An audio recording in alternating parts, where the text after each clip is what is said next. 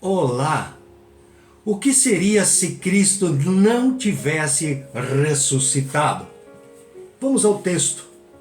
Ora, se está sendo pregado que Cristo ressuscitou dentre os mortos, como alguns de vocês estão dizendo que não existe ressurreição dos mortos.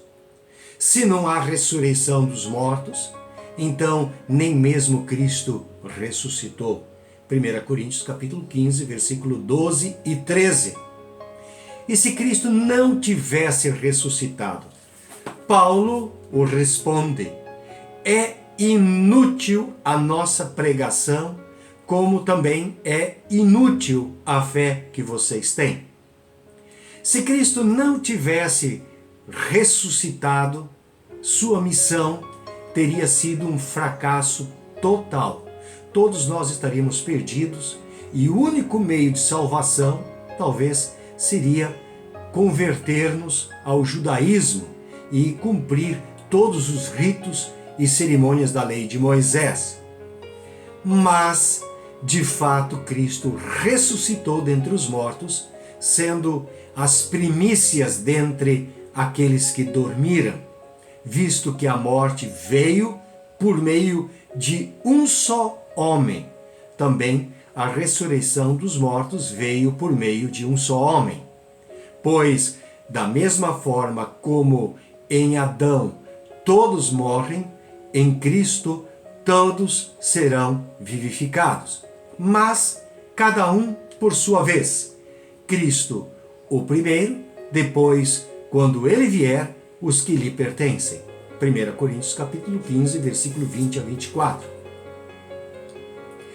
A ressurreição de Jesus, ela causou uma repercussão tão profunda, e isso na vida de seus discípulos, que mesmo diante de ameaças de morte que sofriam, já não se importavam, desde que pudessem declarar essa verdade, visto que hoje somos chamados para prestar contas de um ato de bondade em favor de um aleijado, sendo interrogados acerca de como ele foi curado.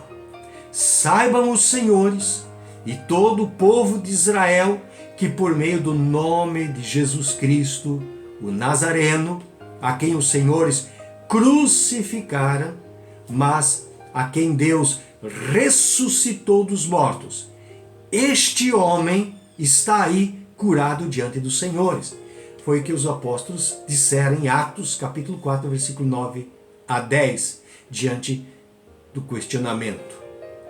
Mais tarde o apóstolo Paulo reafirma essa verdade, constituindo-a um dos principais pilares da fé cristã. Ele diz o seguinte: portanto, deixemos os ensinos elementares a respeito de Cristo e avancemos para a maturidade, sem lançar novamente o fundamento do arrependimento de atos que conduzem à morte, da fé em Deus, da instrução a respeito de batismos, da imposição de mãos, da ressurreição dos mortos e do juízo eterno.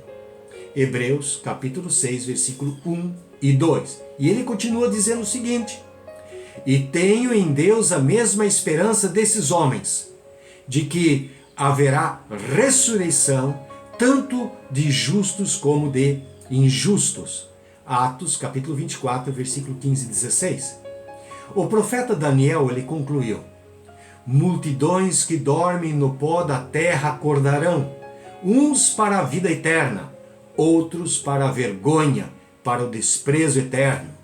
Daniel capítulo 12, versículo 2. Uma vez glorificado, depois da ressurreição dos mortos, como será esse nosso corpo refeito no qual habitará o nosso espírito? Em sua essência, será totalmente diferente do natural. É claro, não haverá mais carne e sangue, 1 Coríntios 15, 50, e nem sujeito às condições humanas, Atos 1, 9. Sua essência, ou nova constituição será celestial. Está lá em 1 Coríntios 15, 49. Embora seja celestial, manterá funções atômicas extraordinárias que o capacitam a interagir com pessoas e objetos. Por exemplo, Jesus preparou os peixes sobre o braseiro e ofereceu a Pedro e aos discípulos que estavam desconsolados para comerem juntos. Está lá em João, capítulo 21. Eles conversaram, e isso em forma visível, natural, e claro, depois da ressurreição de Jesus. E os discípulos, Tomé, chamado Dídimo, Natanael, de Caná da Galileia, os filhos de Zebedeus e 2 outros, não tinham coragem de lhe perguntar: quem és tu? Depois da ressurreição de Jesus, porque eles sabiam quem era o Senhor. João 21, 12.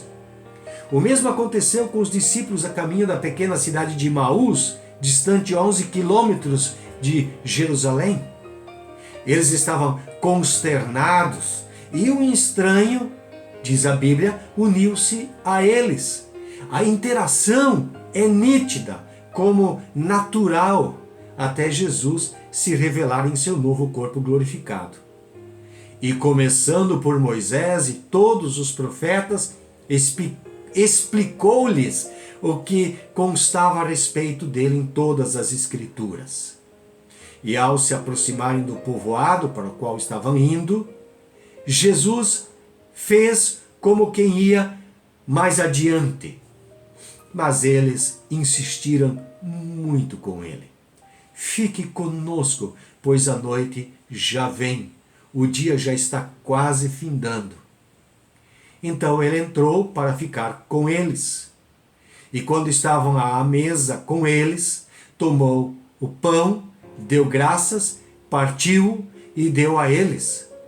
Então os olhos deles foram abertos e o reconheceram, e ele desapareceu da vista deles. Lucas capítulo 24, versículo 27 até o 31. Na aparição aos discípulos, refugiados com medo na sala de uma casa, Jesus surgiu com a sua aparência física, porém não atômica. Então os 2 contaram o que tinha acontecido no caminho e como Jesus fora reconhecido por eles quando partia o pão. Enquanto falavam sobre isso, o próprio Jesus apresentou-se entre eles e lhes disse: paz seja com vocês. Eles ficaram assustados e com medo, pensando que estavam vendo um espírito. Ele lhes disse: por que vocês estão perturbados e por que se levantam dúvidas em seus corações? Vejam as minhas mãos e os meus pés, sou eu mesmo.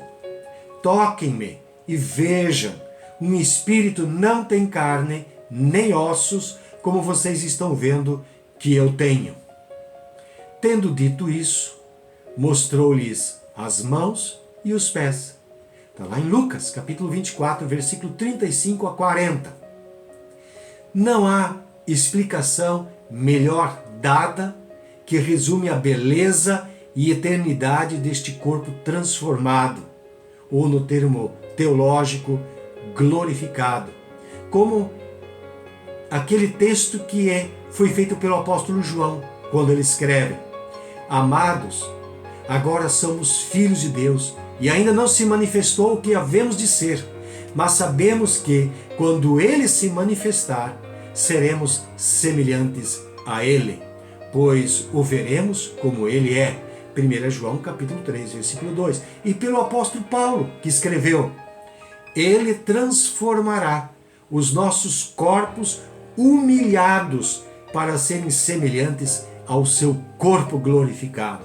Filipenses capítulo 3, versículo 20 e 21. E mais: pois aqueles que de antemão conheceu, também os predestinou para serem conformes à imagem de seu Filho, a fim de que ele seja o primogênito entre muitos irmãos. Romanos capítulo 8, versículo 29. Ser semelhante a ele, semelhante ao seu corpo glorificado e conforme a sua imagem, é muito mais do que ter semelhanças físicas ou quânticas. Ela diz-nos de algo muito mais contundente e profundo. É dispor da natureza divina de Cristo, 2 Pedro capítulo 1, versículo 4. É participar de toda a sua plenitude, é o que diz Colossenses 2:10, Efésios 3:19. Entretanto, não de sua divindade.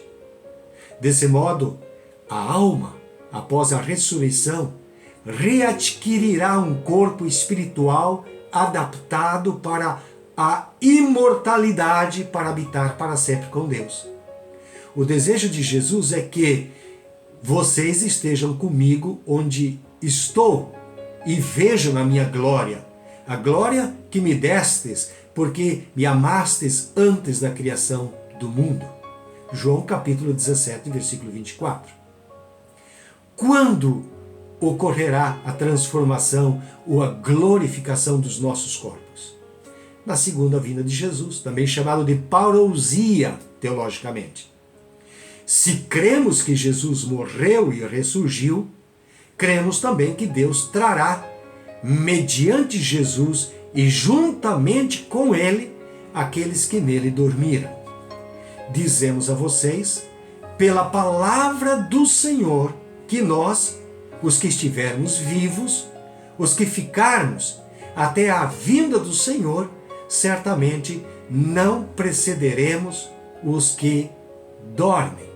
Pois, dada a ordem, com a voz do arcanjo e o ressoar da trombeta de Deus, o próprio Senhor descerá do céu e os mortos em Cristo ressuscitarão primeiro. Depois disso, os que estivermos vivos seremos arrebatados juntamente com eles nas nuvens para o encontro com o Senhor nos ares.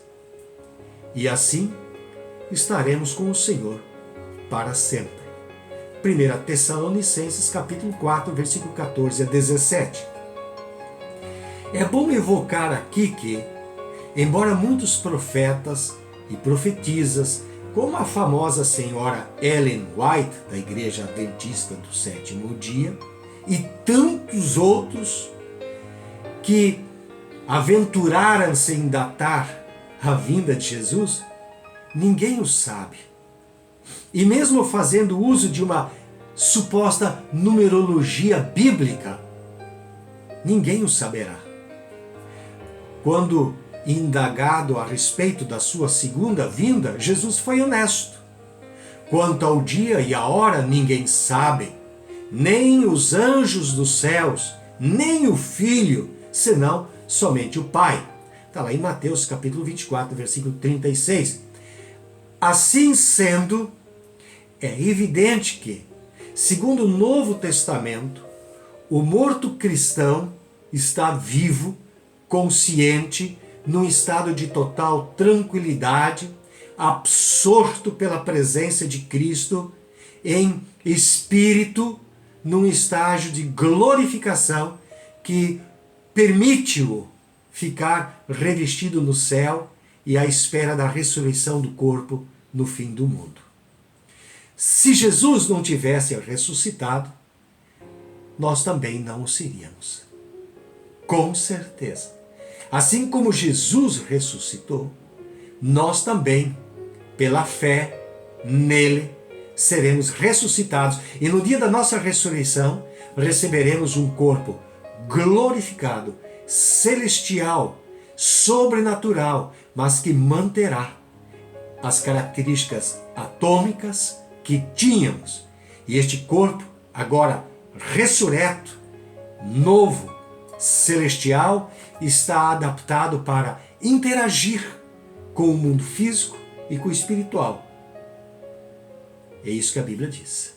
Deus te abençoe.